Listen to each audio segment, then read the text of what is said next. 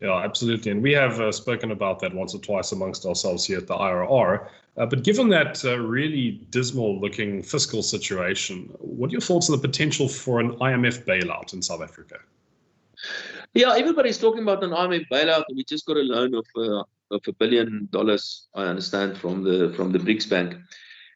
Before you remember, when you borrow money internationally from institutions like the IMF, the World Bank, or the BRICS Bank for that matter, you essentially are borrowing dollars. That's what you're going to get. They are not going to lend you rands. They are going to lend you dollars.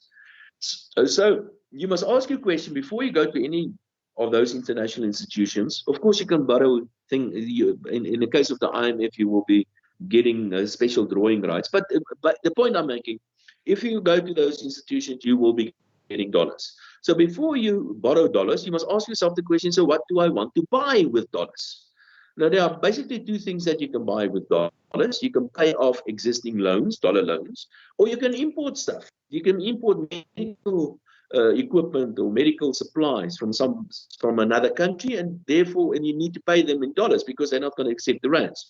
So, and I think, and that's the plan with the BRICS Bank, is to use this dollars to import medical supplies. I understand that, so that makes sense to me.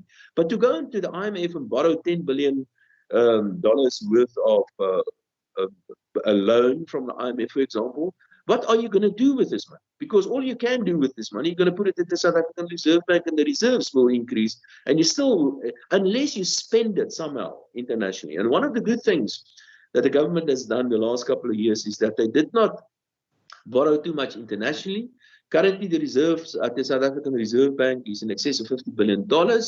The outstanding loans of the state is around about 10% denominated in dollars, and those loans will fall due over the next couple of years. They're not all going to fall due straight away, and there's more than sufficient reserves at the South African Reserve Bank to cover those loans when they fall due.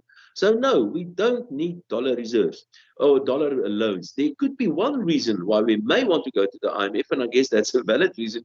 If you want to go to the IMF, borrow money from the IMF, and use that as a stick to get your other political partners in line, in order to force through certain structural adjustments. That's a valid point, I guess.